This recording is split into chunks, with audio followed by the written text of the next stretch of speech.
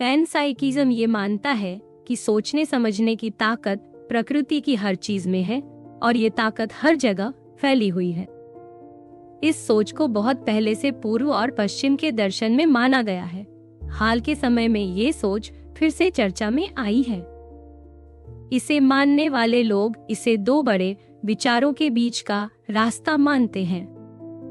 एक तरफ है ड्यूलिज्म, जो कहता है कि मन और शरीर अलग अलग चीजें हैं, लेकिन इसमें ये मुश्किल है कि फिर दोनों एक दूसरे से कैसे जुड़ते हैं। दूसरी तरफ है फिजिकलिज्म, जो कहता है कि सब कुछ सिर्फ भौतिक है, पर ये इंसानों और जानवरों की चेतना को ठीक से नहीं समझा पाता। पैनसाइकिज्म एक ऐसा रास्ता दिखाता है जिसमें इंसानी दिमाग को प्रकृति के ही एक हिस्से की तरह देखा जाता है। पुराने यूनानी दार्शनिकों की सोच में भी पैनसाइकिज्म के कुछ साफ संकेत मिलते हैं। थेल्स नाम के एक दार्शनिक ने कहा था कि चुंबक जैसी चीजें खुद से हिलती हैं, इसलिए उनमें भी चेतना हो सकती है। कुछ लोगों का मानना है कि थेल्स ने ये नहीं कहा कि सिर्फ चुंबकों में चेतना है, बल्कि ये कि पूरी कायनात ही जीवित है। कुछ दार्शनिकों ने ये बात मानी कि थेल्स को लगता था कि हर चीज में जान है। उस समय के दार्शनिकों के सामने एक बड़ा सवाल था, या तो मान लो कि मन खुद एक बुनियादी चीज है, या फिर ये कि इसे किसी और चीज से समझाया जा सकता है। अगर समझाना है तो कैसे, ये बताना पड़ेगा। लेकिन अगर मान लिया जाए कि मन एक बुनियादी चीज है, तो फिर उन चीजों में मन की पहचान क्यों नहीं दिखती जो सबसे मूलभूत है। अनेक्सागोरस नाम के दार्शनिक ने कहा कि नई चीजें पूरी तरह से किसी और चीज से पैदा नहीं होती। उन्होंने माना कि हर चीज में सब कुछ थोड़ा थोड़ा होता है। उनका कहना था कि कुछ गुण ज्यादा दिखते हैं और कुछ छुपे रहते हैं। पर उन्होंने दिमाग को अलग तरह से देखा, ऐसा कुछ जो किसी और चीज का हिस्सा नहीं है। उन्होंने माना कि हर चीज में थोड़ी बहुत सोचने की ताकत होती है, लेकिन ये नहीं कहा कि हर चीज में पूरा दिमाग होता है। वहीं दूसरी ओर एम्पिडोक्लिस नाम के दार्शनिक ने कहा कि सारी चीजें 4 तत्वों से बनी हैं: धरती, हवा, आग और पानी, और इनका आपसी मेल ही सभी गुणों को बनाता है। इन तत्वों का फैलाव और मेल प्रेम और झगड़े की ताकतों से होता है, जो समय समय पर बदलती रहती हैं। डेमोक्रिटस नाम के एक और दार्शनिक ने कहा कि हर चीज बहुत छोटे छोटे परमाणुओं से बनी है, जो आपस में जुड़ते हैं और फिर नई चीजें बनती। लेकिन उन्होंने माना कि अनुभवों की बात इनसे नहीं समझाई जा सकती, इसलिए उन्होंने इन्हें असली चीज नहीं माना। उन्होंने कहा, मीठा, कड़वा, गर्म, ठंडा, ये सब सिर्फ मानने की बातें हैं, असल में तो बस परमाणु और खाली जगह है।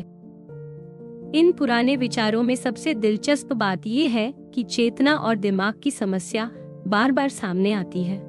ऐसा लगता है कि दिमाग और शरीर का रिश्ता समझना आज की नहीं, बहुत पुरानी चिंता है। जब वैज्ञानिक सोच का दौर शुरू हुआ तो फिर से ये बात उठी। गैलीलियो, डेस्कार्ट और न्यूटन जैसे लोगों ने जब दुनिया को मशीन की तरह समझना शुरू किया, तो उन्होंने भी मन और शरीर के सवाल को बहुत अहम बना दिया, लेकिन साथ ही उसे नजरअंदाज भी कर दिया।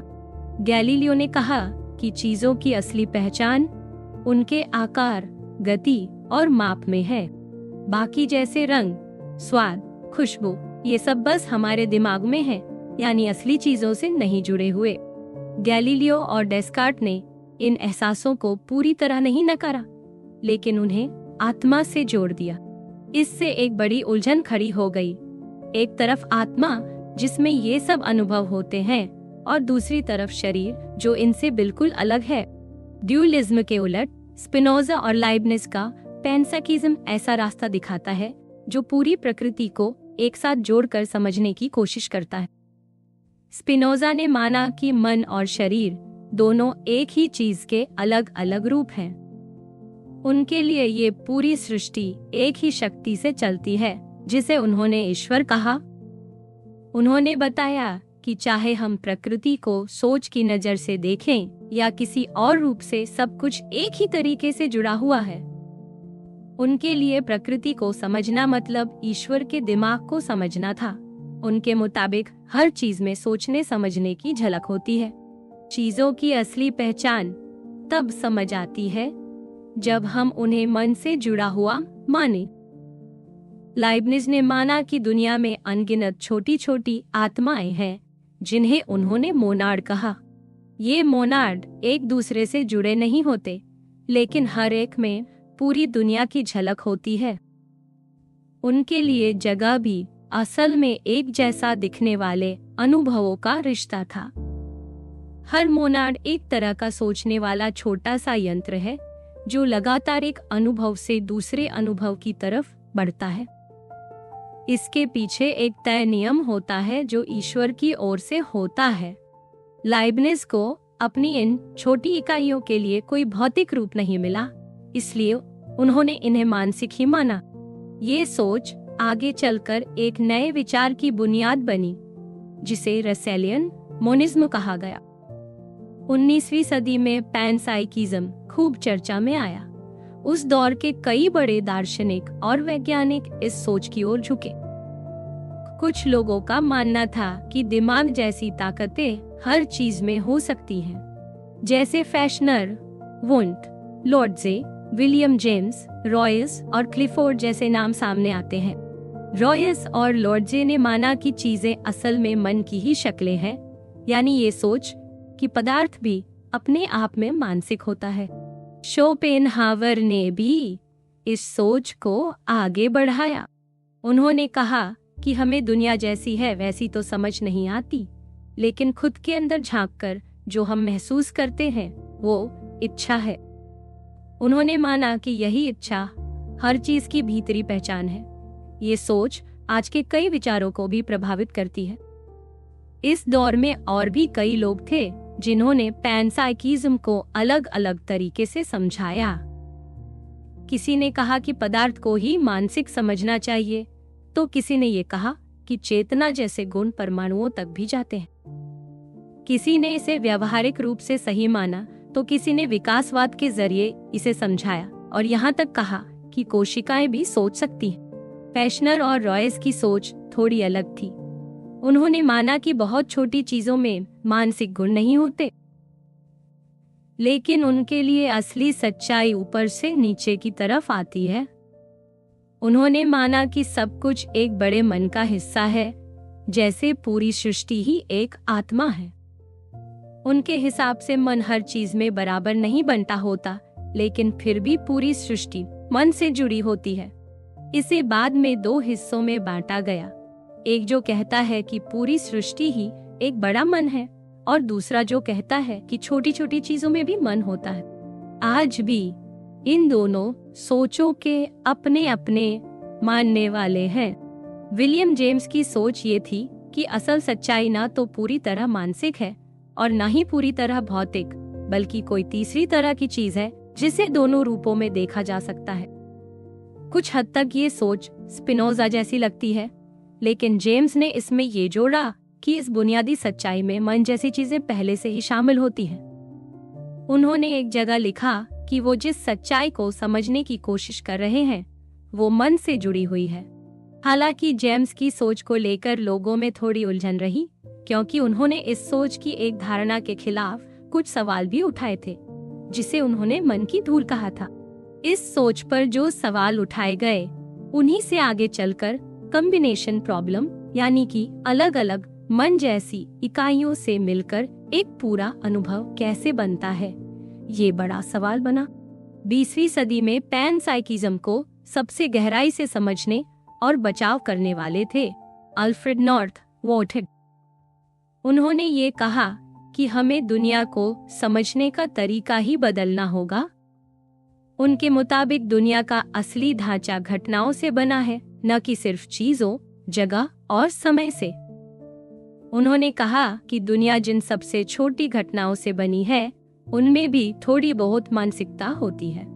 ये मानसिकता रचनात्मकता, आजादी और अनुभव जैसी बातों से जुड़ी होती है। उन्होंने कहा कि जिंदा शरीरों में इन मानसिक गुणों का तालमेल इस तरह होता है कि उनका असर दिखता है, लेकिन निर्जीव चीजों में ये एक दूसरे से टकरा जाते हैं और कोई खास असर नहीं छोड़। 1930 के बाद पैनसाइकिज्म पर ज्यादा बात नहीं हुई। इसका एक कारण था दिमाग को सिर्फ भौतिक रूप में समझने का चलन और दर्शन में उस समय मेटाफिजिक्स के खिलाफ माहौल।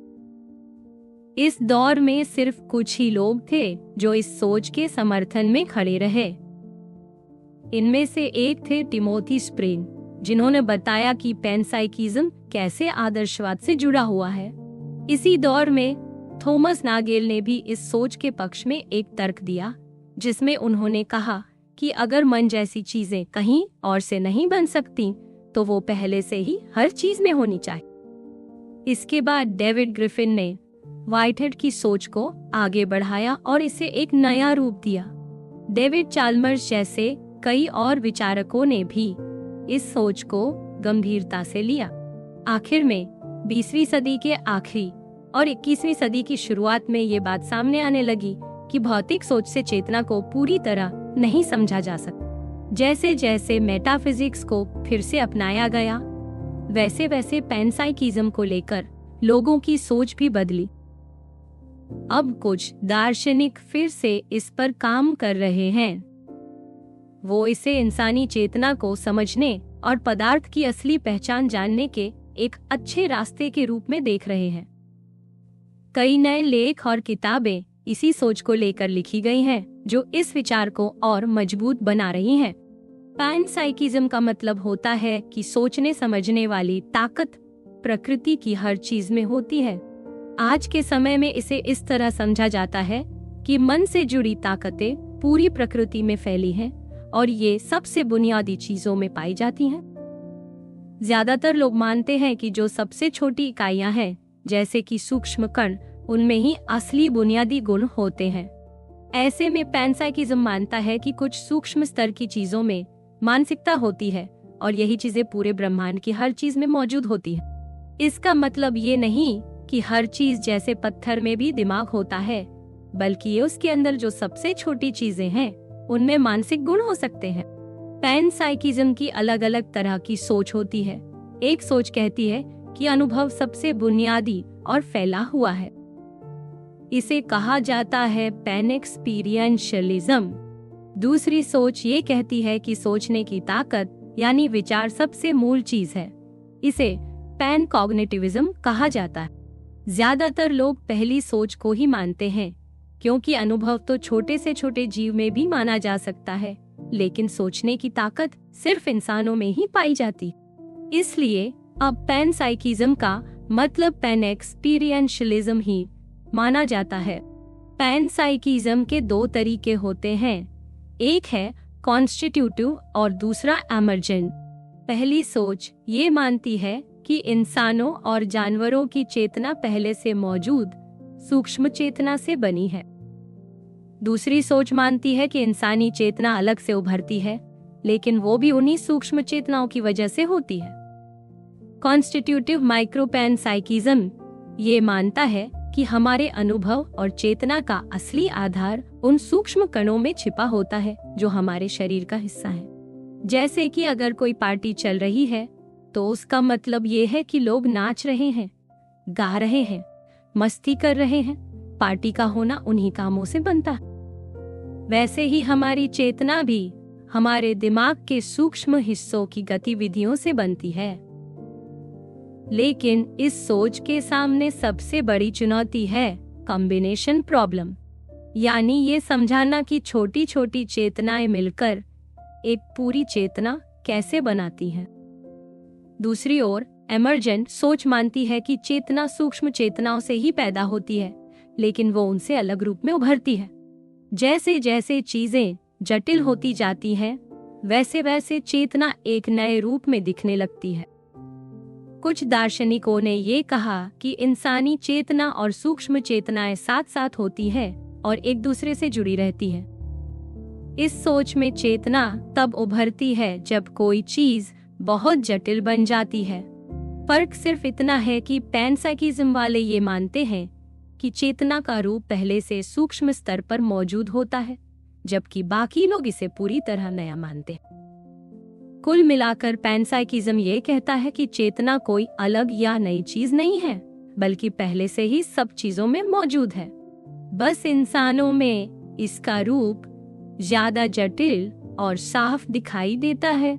विलियम सीगर और हेरा हेसल मोर्च ने एक अलग सोच को सामने रखा जिसे फ्यूजनिज्म कहा जा सकता है।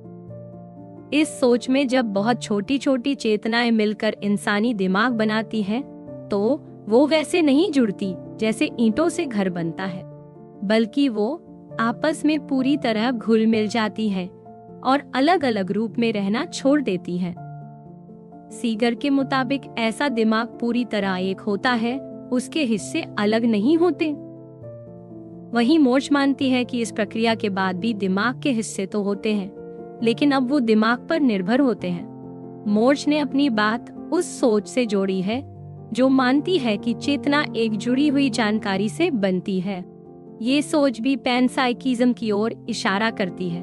जो लोग चेतना को सबसे बुनियादी मानते हैं, वो कुछ मुश्किलों से बच जाते हैं, जैसे कि ये समझाने की जरूरत नहीं पड़ती कि छोटी छोटी चेतनाएं मिलकर बड़ी चेतना कैसे बनाती हैं। लेकिन ये सोच कुछ और मुश्किलें खड़ी करती है, क्योंकि अगर इंसानों में चेतना अचानक उभरती है तो इसका असर दुनिया में कहीं न कहीं दिखना चाहिए।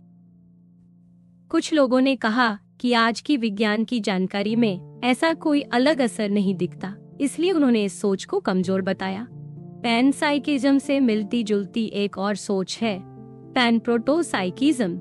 फर्क बस इतना है कि जहाँ पैनसाइकिज्म मानता है कि चेतना ही सबसे बुनियादी चीज है, वहीं पैनप्रोटोसाइकिज्म कहता है कि चेतना जैसी कुछ विशेषताएं होती हैं जो खुद तो चेतना नहीं होती, लेकिन जब मिलती है तो चेतना बनती है।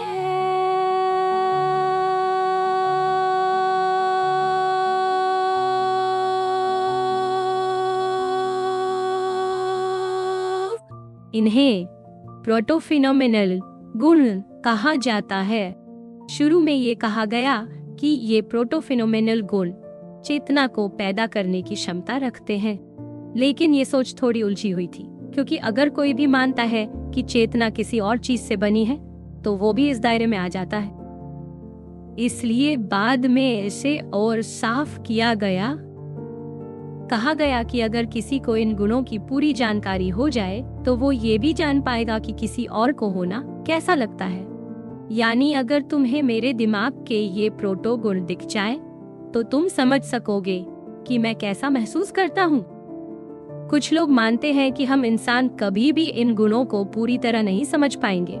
इसे मिस्टेरियनिज्म कहा जाता है। इसके मुताबिक हमारे सोचने समझने की ताकत में ही ऐसी सीमा है जो हमें इन गुणों को पकड़ने नहीं देती। एक और सोच पैनाक्वालिटिज्म कहती है कि प्रोटोफिनोमिनल गुण असल में वो गुण होते हैं जो आमतौर पर अनुभव में नहीं आते, लेकिन मौजूद होते हैं। जैसे हम जब रंग देखते हैं या दर्द महसूस करते हैं, तो वो हमारे लिए अनुभव हैं। लेकिन ये सोच कहती है कि ऐसी चीजें असल में बिना महसूस किए भी होती हैं, बस उन्हें हम नहीं पहचान पाते। ये मानते हैं कि ऐसी अनुभूति वाली चीजें प्रकृति की हर चीज में होती हैं, पर हर जगह महसूस नहीं होती। कुल मिलाकर कुछ सोचती हैं कि चेतना पहले से मौजूद है। कुछ कहती है कि चेतना जैसी चीजें मौजूद हैं जो मिलकर चेतना बनाती हैं। कुछ मानते हैं कि हम उन्हें समझ ही नहीं सकते। लेकिन हर सोच किसी ना किसी रूप में यही कहती है कि चेतना कोई बाहर से आई चीज नहीं, बल्कि वो पहले से ही हर चीज में कहीं ना कहीं मौजूद है। पैनाक्वालिटिज्म मानता है कि कुछ गुण ऐसे होते हैं जो खुद तो अनुभव नहीं होते, लेकिन जब सही हालात में होते हैं तो अनुभव में आ जाते हैं। जैसे किसी जीव के दिमाग में वो गुण सही तरीके से काम करें तो हमें अनुभव होता है। इसे समझने का एक तरीका ये है कि अगर कोई गुण हमारे सोचने समझने की ताकत में सही भूमिका निभा रहा हो, तभी वो महसूस होता है। इस तरह पैनाक्वालिटिज्म, पैनसाइकिज्म और भौतिक सोच के बीच का रास्ता है। इसमें माना जाता है कि चेतना का जो रंग रूप है वो तो बुनियादी है, लेकिन उसका अनुभव होना एक अलग प्रक्रिया है जिसे समझाया जा सकता है।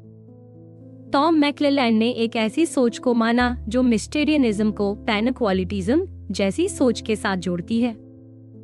वो मानते हैं कि जो मूल गुण पदार्थ में होते हैं वो हमारे अनुभवों के पीछे छिपे होते हैं और हम उन्हें पूरी तरह नहीं समझ सकते, लेकिन फिर भी उम्मीद करते हैं कि उनके अनुभव में आने की प्रक्रिया को समझा जा सकता है।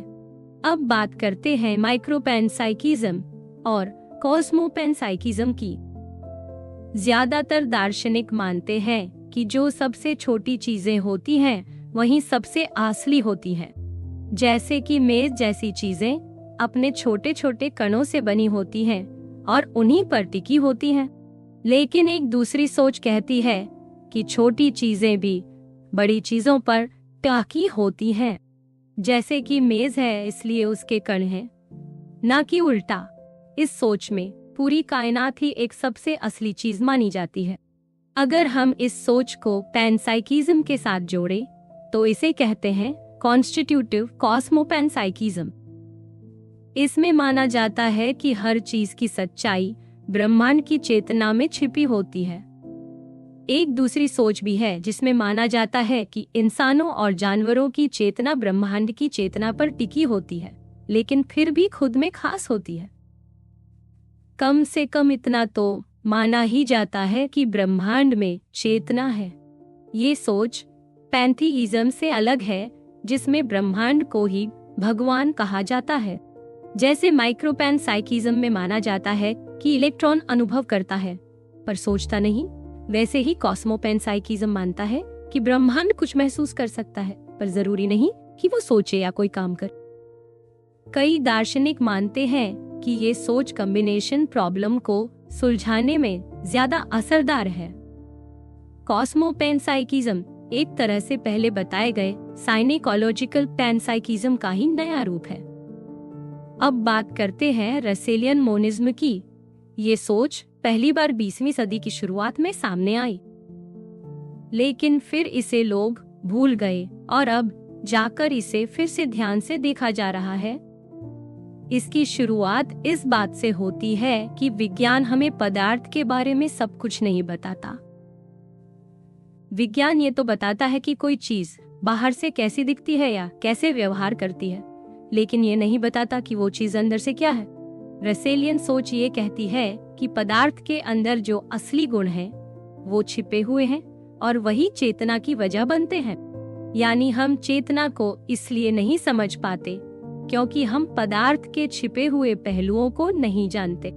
अगर हम उन पहलुओं को समझ पाएं, तो शायद चेतना को भी समझ सकें। यही सोच रसेलियन मोनिज्म की जड़ है। कुछ रसेलियन मोनिस्ट मानते हैं कि जो सबसे छोटी भौतिक चीजें हैं, उनकी असली पहचान चेतना से जुड़ी होती है। वहीं कुछ और मानते हैं कि उन चीजों में ऐसी खासियतें होती हैं जो चेतना को समझाने में मदद करती हैं, भले ही वो खुद चेतना ना हो। इसी वजह से इस सोच के दो रूप बनते हैं, एक जिसे कहा जाता है रसेलियन पैनसाइकिज्म और दूसरा रसेलियन पैनप्रोटोसाइकिज्म। इस सोच की खास बात यह है कि ये दोनों बड़ी उलझनों से बचने का रास्ता दिखाती है। एक तरफ ड्यूलिज्म की वो परेशानी की इंसानी चेतना का असर कैसे होता है, और दूसरी तरफ वो दिक्कत जो सिर्फ भौतिक चीजों से चेतना समझाने की कोशिश में आती है। ड्यूलिज्म ये मानता है कि शरीर और आत्मा अलग हैं, लेकिन फिर ये नहीं समझा पाता कि आत्मा हमारे व्यवहार को कैसे प्रभावित करती है, जब हर चीज का कारण शरीर के अंदर ही मौजूद होता है। भौतिक सोच इस परेशानी से बचती है, लेकिन उसे फिर चेतना को भी सिर्फ भौतिक चीज के तौर पर समझाना पड़ता है, जो कि आसान नहीं है। रसेलियन मोनिज्म इन दोनों उलझनों के बीच से निकलने की कोशिश करता है। ये मानता है कि अगर हमारे दिमाग की असली पहचान ही चेतना हो, तो फिर दिमाग के काम करने और चेतना के असर में कोई फर्क नहीं रहे। इस सोच के मुताबिक जो सबसे बुनियादी कण हैं, उन्हीं में चेतना या चेतना जैसी कोई खास बात होती है, और इसी से इंसानी चेतना भी समझाई जा सकती है। इसी वजह से आज के समय में रसेलियन मोनिज्म को चेतना की सबसे समझदारी भरी सोचों में से एक माना जाने लगा है। यहाँ तक कि जो इससे सहमत नहीं है, वो भी मानते हैं कि इसमें कुछ बात तो है। और क्योंकि इसका एक रूप पैनसाइकिज्म से जुड़ा हुआ है, इसीलिए पैनसाइकिज्म को भी फिर से गंभीरता से लिया जाने लगा है। अब बात करते हैं एक खास तर्क की, जिसे कहा जाता है एंटी इमर्जेंस आर्गुमेंट। विज्ञान ने इंसानी दिमाग की बनावट और उसके काम करने के तरीके को समझने में काफी तरक्की की है, लेकिन ये अब तक ठीक से नहीं बता पाया कि हमें अनुभव क्यों होते हैं। यानी ऐसा क्या है जो किसी जीव को ये महसूस कराता है कि वो जिंदा है, वो दुख, खुशी, दर्द या रंग को महसूस कर सकता है। हम सोच सकते हैं कि कोई ऐसा जीव हो जो बिल्कुल इंसान जैसा दिखे और वैसे ही व्यवहार करे, लेकिन उसे असल में कुछ महसूस न हो। जैसे अगर उसे चाकू चुभाया जाए तो वो चीखेगा, भागेगा, लेकिन उसे दर्द नहीं होगा। इसका मतलब ये निकलता है कि सिर्फ शरीर के कामकाज से चेतना को पूरी तरह नहीं समझाया जा सकता। इसी परेशानी को कुछ लोगों ने चेतना की सबसे बड़ी उलझन कहा है। कुछ लोग मानते हैं कि ये उलझन असल में कोई भ्रम है, लेकिन अगर ऐसा है तो फिर उस भ्रम की वजह भी बतानी पड़ेगी। कुछ और मानते हैं कि एक दिन विज्ञान इसे भी समझा देगा, बस इंतजार करना होगा। पर जरूरी नहीं कि हम हमेशा चेतना को ऐसे तरीकों से समझाने की कोशिश करें जो चेतना को ही शामिल नहीं करते। पैनसाइकिज्म इसके लिए एक और तरीका बताता है। वो कहता है कि इंसान और जानवर की चेतना को समझने के लिए हमें ऐसी चेतनाओं को देखना होगा जो उससे भी ज्यादा बुनियादी है। और ये बुनियादी चेतनाएं उस पदार्थ के सबसे छोटे कणों में होती हैं, जैसे कि क्वार्क या इलेक्ट्रॉन। यानी इंसानी दिमाग की चेतना को समझने के लिए उसके अंदर के सबसे छोटे हिस्सों की चेतना को समझना होगा। थॉमस नेगल ने यह कहा कि अगर हम चेतना को समझना चाहते हैं तो हमें पैनसाइकिज्म जैसी सोच अपनानी होगी, वरना हम एक ऐसी उलझन में फंस जाते हैं जिसे उन्होंने इमर्जेंस कहा। उन्होंने इस शब्द का मतलब थोड़ा अलग तरीके से लिया। उनके लिए जब कोई गुण किसी चीज से अचानक ऐसा उभर जाए जिसे उसके हिस्सों से समझा ही न जा सके, तो वो इमर्जेंट कहा जाता है।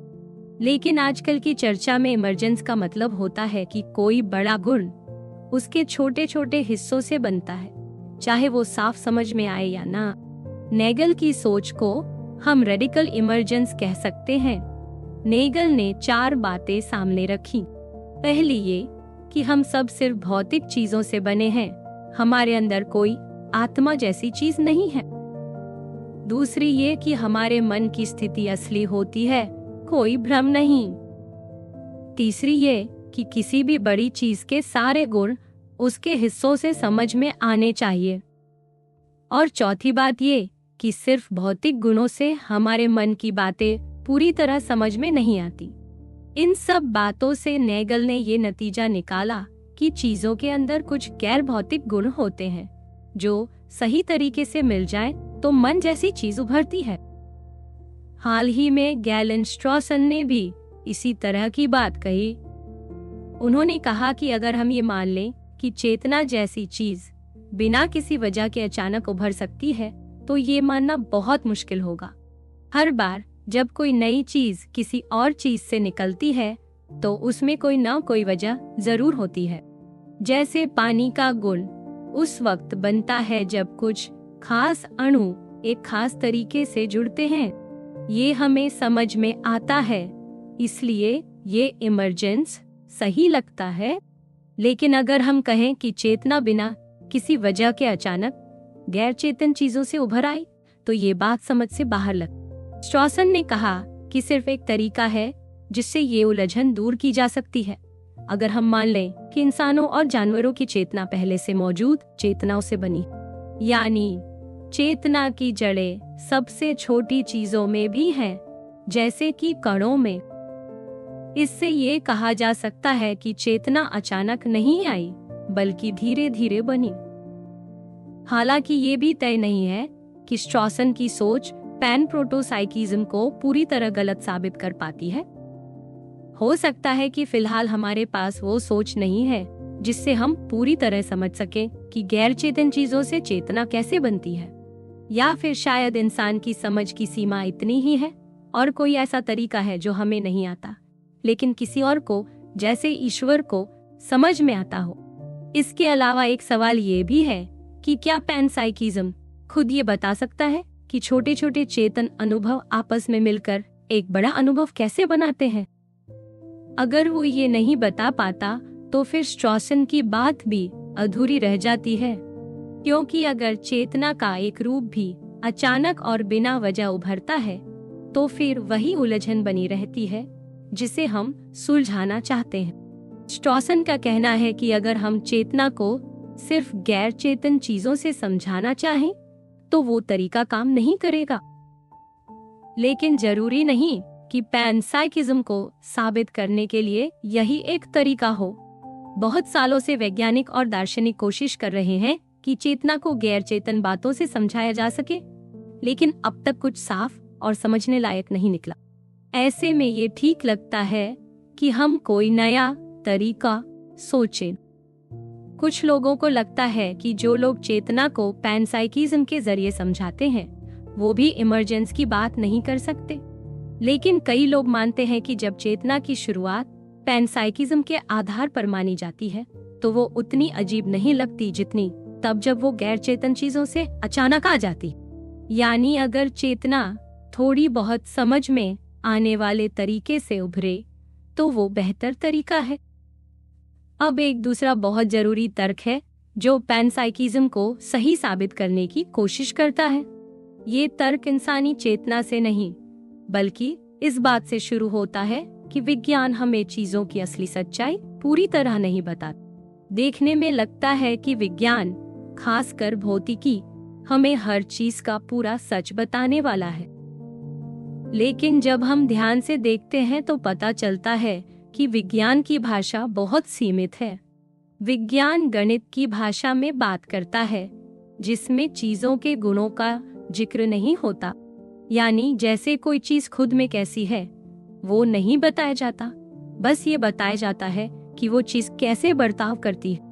माना कि विज्ञान हमें बता सकता है कि कोई कण कैसे दूसरे कण को आकर्षित या दूर करेगा, लेकिन ये नहीं बता सकता कि वो कण अपने आप में कैसा है। सवाल ये उठता है कि क्या उस कण का कोई अंदरूनी गुण भी है या नहीं। कुछ लोग मानते हैं कि अगर हमें पता है कि कोई चीज कैसे बर्ताव करती है तो वही काफी है। लेकिन इस सोच पर भी कई सवाल उठते हैं। अगर हम कहें कि हर गुण सिर्फ किसी और गुण से निकलता है तो फिर हर बार हमें किसी नए गुण की जरूरत पड़ेगी ताकि हम पहले वाले को समझ सकें। ऐसे में एक कभी खत्म न होने वाला सिलसिला बन जाता है जो कभी पूरी तरह समझ में नहीं आता। यानी अगर हर चीज बस किसी और चीज के बर्ताव से जुड़ी है तो असली रूप किसी का नहीं मिलता। फिर सवाल उठता है कि क्या वाकई कोई चीज अपने आप में कुछ है भी या नहीं। इसी से ये सोच निकलती है कि हो सकता है चीजों के अंदर चेतना से जुड़ा कोई गुण हो जो उसकी असली पहचान हो, और यहीं से पैनसाइकिज्म को मजबूती मिलती है। अगर ये तर्क सही है तो इसका मतलब है कि भौतिक विज्ञान हमें कभी भी दुनिया की असली सच्चाई पूरी तरह नहीं बता सकता। विज्ञान का काम है गणित के जरिए यह बताना कि कोई चीज कैसे बर्ताव करेगी। ये जानकारी बहुत काम की है। इसी की वजह से हमने लेजर बनाए, हेयर ड्रायर बनाए और इंसान को चांद पर भेजा। इसकी वजह यह है कि वैज्ञानिकों ने सिर्फ यह समझने पर ध्यान दिया कि चीजें कैसे काम करती हैं, न कि वो असल में क्या है। लेकिन अगर हमें ये जानना हो कि कोई चीज अपने आप में कैसी है तो इसके लिए हमें विज्ञान से आगे देखना पड़ेगा। पैनसाइकिज्म एक सुझाव देता है कि शायद चीजों की अंदरूनी सच्चाई में चेतना भी शामिल होती। जैसे अगर हम मान लें कि इलेक्ट्रॉन इस दुनिया की सबसे छोटी चीजों में से एक है तो विज्ञान हमें बस ये बताता है कि वो कैसे बर्ताव करता है। लेकिन पैनसाइकिज्म कहता है कि इलेक्ट्रॉन अपने आप में एक ऐसी चीज है जिसमें चेतना मौजूद है, भले ही बहुत ही छोटी या साधारण सी। इस सुझाव के हक में सबसे पहली बात यह है कि हमारे पास फिलहाल कोई और साफ साफ सुझाव नहीं है। हम चीजों के बारे में सिर्फ उनके असर से जानते हैं, जैसे किसी मशीन में सुई कैसे हिल रही है, लेकिन उससे यूं नहीं पता चलता कि वो चीज असल में है क्या। इसीलिए कुछ लोगों का मानना है कि या तो हम मान ले कि चीजों की अंदरूनी सच्चाई हमें नहीं पता, या फिर माने कि उसमें कुछ न कुछ चेतना जैसा है। अगर हम ये मानते हैं कि आत्मा और शरीर अलग नहीं है, तो कम से कम दिमाग के मामले में तो हमें पता है कि वो चेतना से जुड़ा है। शायद यही इकलौती असली जानकारी है जो हमें चीजों की सच्चाई के बारे में मिलती है। अब जो चीजें दिमाग के बाहर हैं, उनके बारे में हम सिर्फ अंदाजा ही लगा सकते हैं। इसी सोच से एक सीधा और आसान तर्क निकलता है कि शायद जो चीजें दिमाग के बाहर हैं, उनमें भी वही गुण हो जो दिमाग में है, यानी चेतना से जुड़े गुण।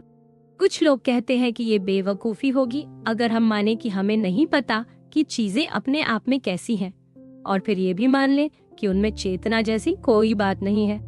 पैनसाइकिज्म मानने वाले लोग ये सवाल अपने विरोधियों से पूछते हैं कि अगर नहीं मानते कि चीजों में चेतना हो सकती है, तो फिर उनकी असलियत के बारे में क्या मानते हो, और क्यों वो तर्क ज्यादा अच्छा है। जहाँ पहले तर्क ये बताता है कि चेतना अचानक नहीं उभर सकती, वहीं दूसरा तर्क ये दिखाता है कि चेतना का विकास धीरे धीरे हुआ होगा। अगर हम विकास की प्रक्रिया को मानते हैं, तो ये मानना मुश्किल हो जाता है कि किसी एक पल में अचानक कुछ बिल्कुल नया शुरू हो गया हो। इसलिए कहा जाता है कि शायद सबसे छोटे जीवों में भी कुछ न कुछ ऐसा होता होगा जो हमारी चेतना जैसा ही हो, बस बहुत ही साधारण रूप में। हमें चेतना को समझने का हर वो तरीका आजमाना चाहिए जिससे ये न लगे कि वो एकदम अचानक से इस दुनिया में आ गई हो, जैसे पहले उसका कोई वजूद ही न था। हाल ही में एक विचार आया है कि चेतना कोई धुंधली या अस्पष्ट चीज नहीं है, बल्कि बिल्कुल साफ और तय होती है। अगर ऐसा है तो इसका मतलब ये होगा कि चेतना का जन्म किसी बहुत ही सटीक बदलाव के साथ हुआ होगा, जैसे कणों की एक खास व्यवस्था ने पहली बार चेतना को जन्म दिया। लेकिन ये मानना थोड़ा अजीब लगता है कि सिर्फ वही एक पल इतना खास था कि उसने इतनी बड़ी चीज को जन्म दे दिया। इसी सोच के चलते कुछ लोगों ने यह मानना शुरू किया कि चेतना जैसी चीज बहुत ही बुनियादी स्तर से ही मौजूद है। एक और कारण जिससे लोग पैनसाइकिज्म की तरफ आकर्षित हुए, वो है मन और शरीर के बीच संबंध को समझाना। अगर हम माने कि चेतना शरीर से बाहर है, तो ये समझना मुश्किल हो जाता है कि उसका असर शरीर पर कैसे होता है। लेकिन अगर चेतना पहले से ही भौतिक दुनिया के अंदर है, तो फिर ये बात आसान हो जाती है कि चेतना भी उसी दुनिया का हिस्सा है और उसी के नियमों के अनुसार काम कर। एक और दिलचस्प सोच ये कहती है कि जब हम किसी कारण और उसके असर को महसूस करते हैं, जैसे दर्द और उससे बचने की कोशिश, तो उसमें हमें एक जुड़ाव सा महसूस होता है। इसका मतलब है कि मानसिक अनुभवों में खुद एक तरह की ताकत होती है जो असर डालती है। अगर हम इसी सोच को आगे बढ़ाएं, तो हमें मानना पड़ेगा कि बाहरी दुनिया में भी जो कारण प्रभाव का खेल चल रहा है, उसमें भी कुछ न कुछ अनुभव जैसा पहलू हो सकता है। यानी हर चीज में चेतना जैसी कोई बात हो सकती है। अब बात करते हैं उन लोगों की जो इस सोच को बहुत ही अजीब मानते। बहुत से लोग, चाहे वे फिलोसोफर हो या आम इंसान, ये मानने को तैयार नहीं होते कि इलेक्ट्रॉन जैसी छोटी चीजों में भी चेतना हो सकती है। लेकिन पैनसाइकिज्म मानने वाले कहते हैं कि अगर कोई बात हमें अजीब लगे, तो इसका मतलब ये नहीं कि वो गलत है।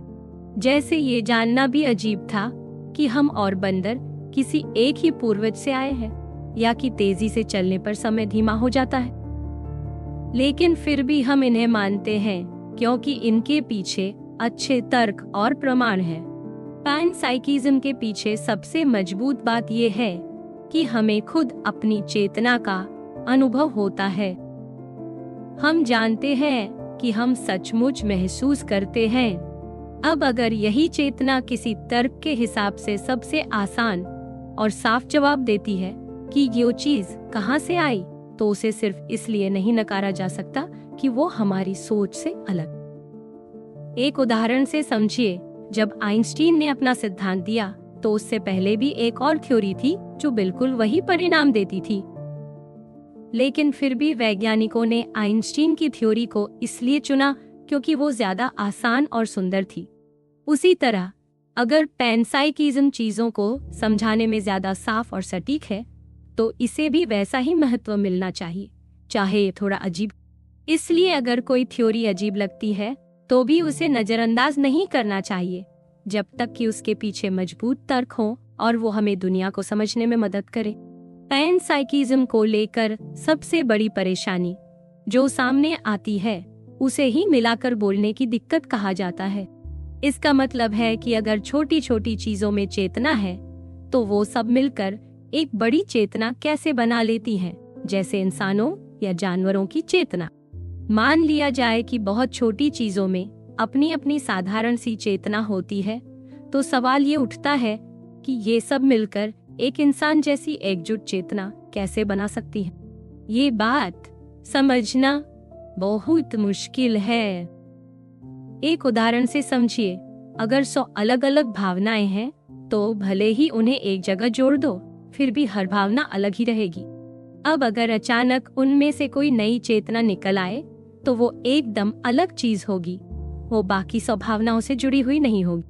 ये बात अजीब लगती है कि उन्हें जोड़ने से एक नई चेतना बन जाए, क्योंकि वो बाकी सभी से बिल्कुल अलग होगी। और ये भी नहीं कहा जा सकता कि वो बाकी चेतनाओं से ही निकली है। कुछ लोग ये मानते हैं कि असल में कोई भी चीज आपस में मिलती ही नहीं है, हर चीज बस अपने अपने हिस्सों में होती है और हमें बस ऐसा लगता है कि वो एक साथ है। ये सोच बहुत अलग और कड़ी है। फिर भी कुछ लोगों को, खासकर मानसिक चेतना को जोड़ने का विचार ज्यादा मुश्किल लगता है। जैसे ईंटों से घर बन जाता है, लेकिन कई चेतनाएं मिलकर एक और चेतना कैसे बना सकती हैं, ये समझना ज्यादा कठिन है। पैनसाइकिज्म मानने वाले भी मानते हैं कि ये सवाल बहुत बड़ा है और इसका कोई पूरा जवाब अभी तक नहीं। लेकिन इसका मतलब ये नहीं है कि इस सोच को छोड़ देना चाहिए। जैसे बहुत सालों बाद जाकर डार्विन के विकासवाद के साथ जीन की खोज जुड़ी, वैसे ही हो सकता है कि चेतना को समझने का पूरा तरीका धीरे धीरे ही तैयार हो। सबसे ज्यादा मुश्किल सवाल है अलग अलग चेतनाओं को मिलाकर एक चेतना बन जाने का। इसे ही सब्जेक्ट समिंग की दिक्कत कहते हैं। हल्के रूप में इसे ऐसा सवाल माना जाता है जिसका जवाब आगे चलकर ढूंढना होगा। ज्यादातर लोग जो इस विचारधारा को मानते हैं वो इस चुनौती को स्वीकार करते हैं और इसका हल ढूंढने की कोशिश करते हैं। लेकिन इस सवाल का एक सख्त रूप ये कहता है कि एक साथ मिलकर चेतनाएं बन ही नहीं सकती। मतलब ये सोच पूरी तरह गलत है। एक वजह ये दी जाती है कि हर चेतना का एक अलग नजरिया होता है जो किसी और चेतना के नजरिए से बिल्कुल अलग होता है। जैसे मैं जो अनुभव कर रहा हूँ वो सिर्फ मेरा है और तुम जो महसूस कर रहे हो वो सिर्फ तुम्हारा। अगर इन दोनों को मिलाकर एक चेतना बनाई जाए तो वो चेतना कैसे दोनों के अलग अलग अनुभवों को रख पाएगी? ये विरोधाभास लगता है। अगर हमारे अनुभव अलग हैं तो उन्हें एक में मिलाना नामुमकिन लगता है। एक और तर्क ये देता है कि हम ऐसी स्थिति की कल्पना कर सकते हैं जिसमें एक इंसान जैसा शरीर तो है और उसके हर छोटे छोटे हिस्से में चेतना है, लेकिन पूरा इंसान खुद चेतना से खाली। यानी शरीर है, सूक्ष्म चेतनाएं हैं, लेकिन एक बड़ी चेतना नहीं है। अगर ऐसी कल्पना मुमकिन है तो इसका मतलब है कि छोटी चेतनाएं अपने आप बड़ी चेतना नहीं बना सकती। और अगर ऐसा है तो इस सोच की नींव हिल जाती है कि बड़ी चेतना सिर्फ छोटी चेतनाओं के जुड़ने से बनती। इस तरह के तर्क यह सवाल खड़ा करते हैं कि क्या चेतना वाकई ऐसे बन सकती है या नहीं। अगर नहीं बन सकती तो फिर पैनसाइकिज्म जैसा विचार सही नहीं ठहरता। लेकिन अभी इस सवाल का कोई आखिरी जवाब नहीं है और इस पर सोचने समझने का सिलसिला चलता जा रहा है। ये बात पैनसाइकिज्म मानने वालों के लिए थोड़ी परेशान करने वाली है, क्योंकि वो आमतौर पर शारीरिक सोच को गलत मानते हैं। अगर शरीर और दिमाग की जानकारी से चेतना को समझा नहीं जा सकता तो लोग पैनसाइकिज्म की तरफ आते हैं। लेकिन अगर वही तर्क पैनसाइकिज्म पर भी लागू हो जाए। यानी अगर हम ये सोच सकें कि शरीर के हर छोटे हिस्से में चेतना होने के बाद भी पूरी चेतना ना बने, तो फिर इससे कोई हल नहीं निकल। इसका मतलब होगा कि पैनसाइकिज्म भी वो जवाब नहीं दे पा रहा जो हम चाह रहे थे। अब बात करते हैं चेतना को जोड़ने की दूसरी मुश्किलों की। एक सोच कहती है कि इस परेशानी को 3 हिस्सों में बांटा जा सकता है। पहला है चेतनाओं का जुड़ना, जो सबसे बड़ा सवाल है। दूसरा है गुणों का जुड़ना, जिसमें खुशबू, रंग, स्वाद जैसी चीजें आती हैं। तीसरा है बनावट का मेल, यानी चेतना की जो बनावट है वो दिमाग की बनावट से कितनी मेल खाती है। इंसानों की चेतना बहुत रंगीन और गहराई वाली होती है। हर एहसास में बहुत अलग अलग तरह की बातें होती हैं, जैसे देखना, सुनना, सूंघना, ये सब बहुत अलग लगते हैं। लेकिन अगर ये माने कि ये सब छोटे छोटे मानसिक गुणों से मिलकर बने हैं और वो भी बहुत कम मात्रा में है, तो सवाल उठता है कि इतनी सुंदर और जटिल दुनिया इतनी थोड़ी सी चीजों से कैसे बन गई। इसे ही पैलेट की परेशानी कहा जाता है। जैसे अगर रंगों की संख्या बहुत कम हो तो इतनी रंगीन तस्वीर कैसे बन सकती। कुछ लोग कहते हैं कि शायद हर एहसास के लिए अलग अलग छोटी चेतनाएं होती हैं, जिनकी संख्या बहुत ज्यादा है।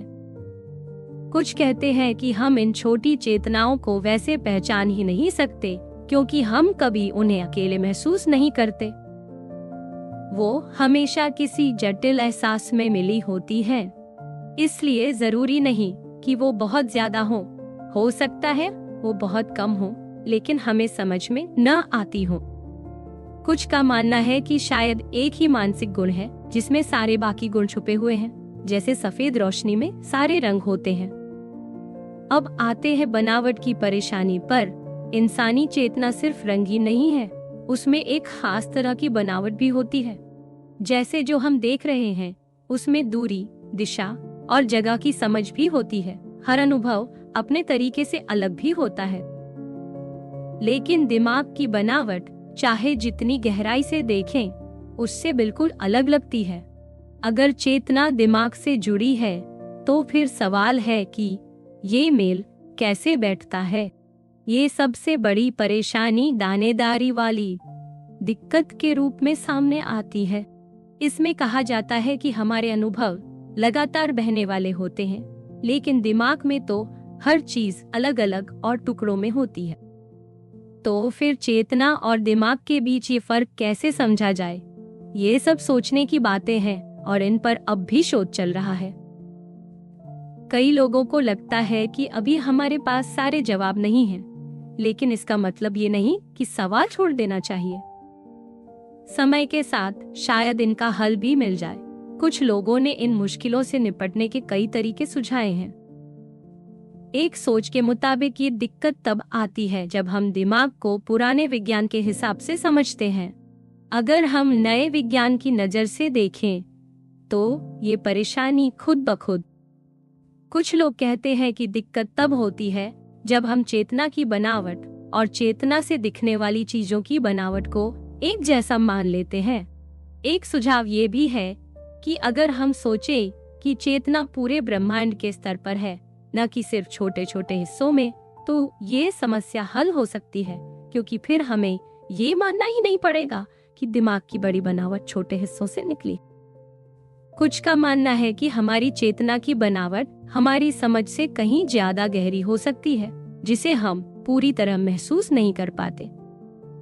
एक राय ये भी है कि अगर हम दिमाग की कुछ कम बुनियादी बनावटों को देखें तो वो चेतना की बनावट से मेल खाती हैं। इसका मतलब हो सकता है कि दिमाग में बहुत सारी चेतनाएं हैं जो हम आमतौर पर महसूस नहीं कर पाते। अब बात करते हैं कुछ और परेशानियों की। जैसे कुछ लोग कहते हैं कि अगर चेतना बुनियादी है तो फिर बाकी सारी चीजें जैसे जगह, समय, द्रव्य, ऊर्जा वगैरह कैसे उससे निकली। इसमें सबसे बड़ी दिक्कत ये मानी गई है कि चेतना अंदर की चीज होती है जिसे सिर्फ वही महसूस कर सकता है जो उसे जी रहा है, जबकि भौतिक चीजें बाहर की होती हैं जो सबको दिखती है। तो फिर अंदर की चीज से बाहर की दुनिया कैसे बनी? कुछ का कहना है कि कुछ ऐसी भौतिक बातें हैं जैसे समय, जगह और क्वांटम दुनिया की जटिल चीजें जिन्हें चेतना से जोड़ पाना बहुत मुश्किल है। एक और बात उठाई गई है कि अगर समय और जगह असल में है ही नहीं, जैसा कि कुछ वैज्ञानिक सोचते हैं, तो फिर चेतना जो समय में ही महसूस होती है वो असलियत के सबसे बुनियादी स्तर पर कैसे हो सकती? क्योंकि अगर वहाँ समय ही नहीं है तो चेतना का वहाँ होना मुश्किल लगने लगता है। एक सवाल ये भी उठता है कि अगर रोशनी की रफ्तार से चलने वाले कणों जैसे फोटॉन के लिए समय नहीं रुकता, तो फिर उनके लिए चेतना का अनुभव कैसा होगा? एक और मजेदार सवाल ये उठाया गया है कि अगर हम माने कि हमारी चेतना जैसी भी है वो किसी न किसी चेतना से ही निकली है, तो क्या यही बात नैतिकता के लिए भी माननी पड़ेगी? यानी क्या हमें ये भी मानना पड़ेगा कि सही और गलत जैसी भावनाएं भी छोटे छोटे कणों में पहले से थीं? इसे पैन मोरलिज्म कहा गया है। ये सोच लोगों को अजीब लगती है और कुछ लोग इसी बात से पैनसाइकिज्म को भी गलत मानते हैं। लेकिन कुछ लोगों का मानना है कि जैसे चेतना नीचे से ऊपर तक हो सकती है, वैसे ही नैतिकता भी हो सकती है। ये सब सोचने की बातें हैं। कुछ लोगों को अजीब लगती हैं, कुछ को सही। लेकिन ये साफ है कि चेतना और उसकी जड़ें समझना अब भी बहुत बड़ा और उलझा हुआ सवाल है।